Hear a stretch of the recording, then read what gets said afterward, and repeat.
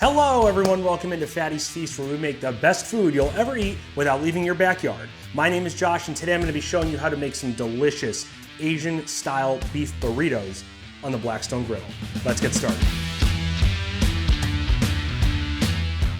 Now, the first time I had one of these bad boys, I was heavily intoxicated in Boston, Massachusetts.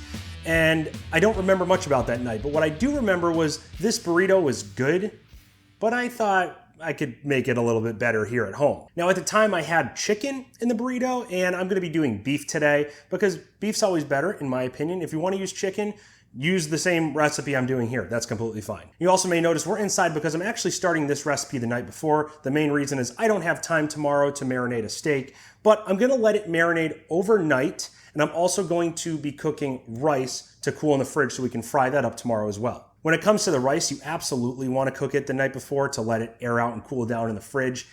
If you want to cheat, you could throw it in the freezer. I've done that a few times. I don't think it's as great. As far as the steak goes, if you're limited on time and you want to start marinating it during lunch and make it for dinner, that's cool. I'd say no less than 2 hours, no more than 24. So without further ado, let's get started. So in front of me here, I have a sexy 1.5 pound sirloin steak. You can use any steak you want. You could use flank, you could use skirt steak. Those are usually better. I'm gonna use sirloin, and I'm gonna pound this guy out. But first, what I'm gonna do is I'm just gonna look at some of this fat here. I'll just trim this off, because it's not gonna render down when it comes to the griddle. So I'll just take this chunk of fat off right here. If I can cut through it, there we go. And yes, my knife is sharp. It's just maybe not as sharp as it should be. Then I'll come right in here like this, cut this fat out, because we don't need that. Now what I'll do is I'll come right over the top of this guy, spread this out, and that's just some saran wrap. We're just gonna pound him out. Pound your meat just like this. The reason for using saran wrap is I don't wanna get these teeths all clogged up with meat. I've done that before. It's not fun to clean. I'm just going for nice and thin. This is gonna help with the process of slicing the steak and making it even all around. And something like that looks about good, nice and thin. We can even go a little thinner if we wanted to. And now that I have this open, we'll just cut this off. Get that fat right out of there. And now what I'm gonna do with my knife is I'm just gonna cut these into little strips.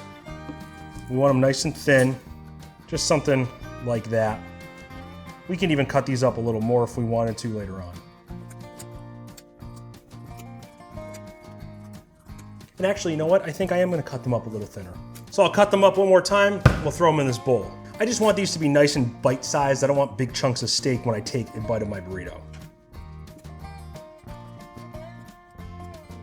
And this is what we're working with, all pretty damn even, all nice and bite-sized morsels. That one's a little thick, that's okay. Nothing has to be perfect. I'm not perfect. So we just wing things here. Oh well. And now for our dry ingredients, we're gonna start with 1/4 cup or just under of brown sugar. Say it with me, #diabetes. I'm gonna do a ½ teaspoon of red pepper flakes. Those are optional, I like spicy, and we're gonna make this spicy. If you don't like spicy, keep the spicy stuff out. I'm gonna do a tablespoon of ginger powder, or ground ginger, that's better. You can use fresh ginger, I'm lazy.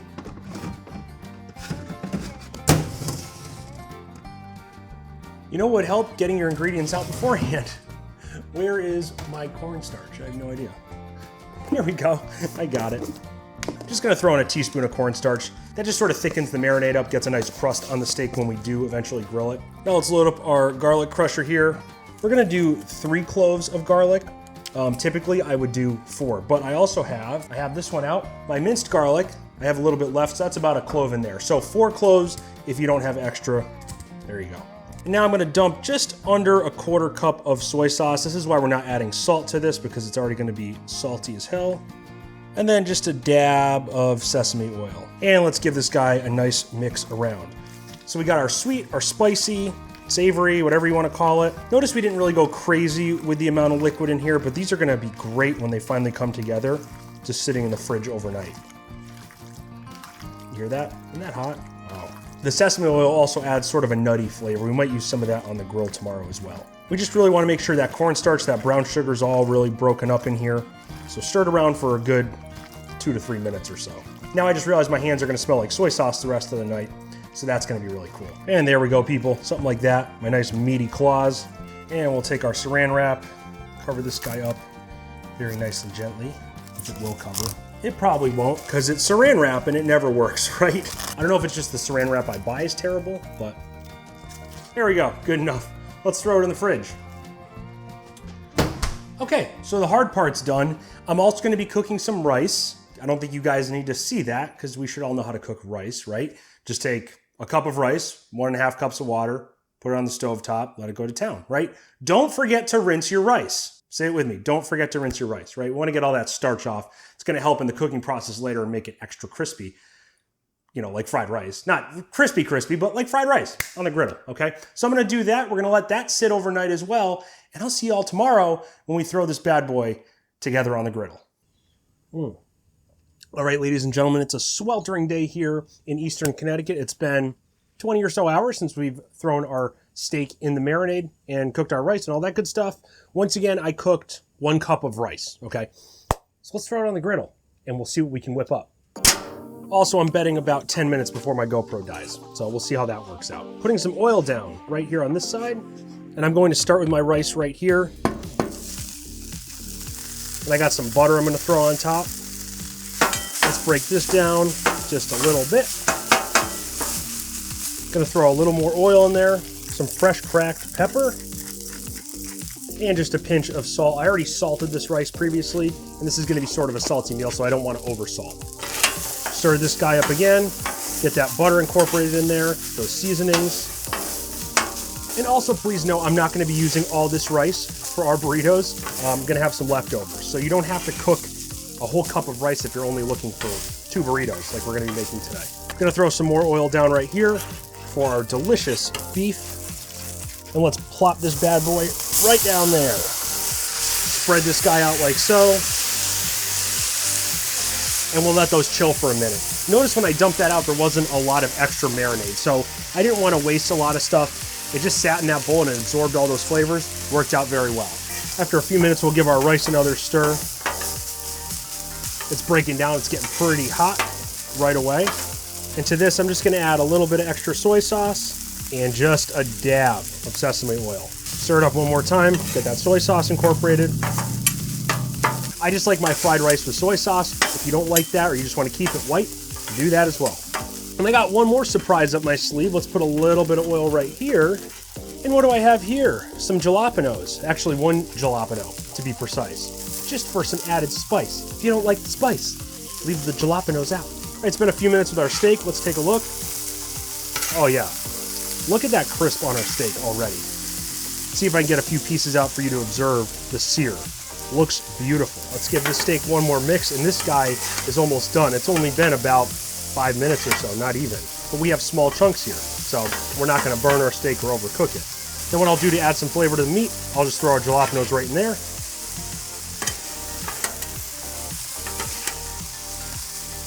And we'll give our rice another mixture. Look at that crisp on that rice.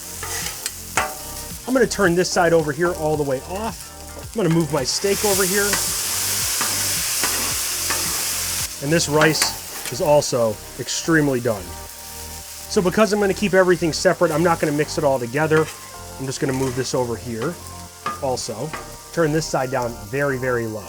And let's grab our tortillas. I'm making 2 burritos because I'm fat. So we'll throw these down. I just wanna warm them up a little bit. Get some of those flavors in there.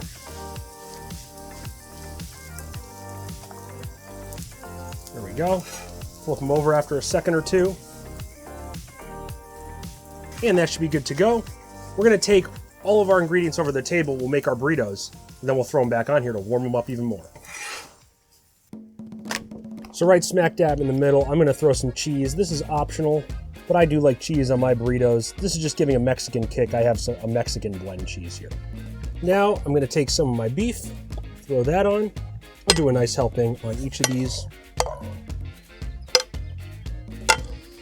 Next, I'll take some of my fried rice. Probably have a little more than I need here, but that's why we have extras, right? That's why we have leftovers. Then I got me some store-bought Yum Yum sauce. Can you make your own? Probably. I'm just using store-bought because I can. I'm just gonna drizzle that over the top. You can do as much of this stuff as you want to. This shit is good. And then for an added Mexican kick, I just got me some cilantro and some chives, and some added color as well. I know some people don't like cilantro. That's fine, leave it out. And then we'll just take our guys right here like so, spread them out. We'll bring these sides in like this. Oh yeah. Throw that like that. My personal opinion, they don't make burritos big enough. But then again, I don't know why I'm diabetic. I have no idea. And look at these cute little guys. I mean, 2 of those is about the size of a Moe's burrito or something like that. Then I'm gonna throw these guys right back on the griddle like so. And we'll take our press and let them sit like that. My GoPro died, go figure. So we're gonna let these sit for about 3 to 5 minutes. We'll come back and we'll give them a try.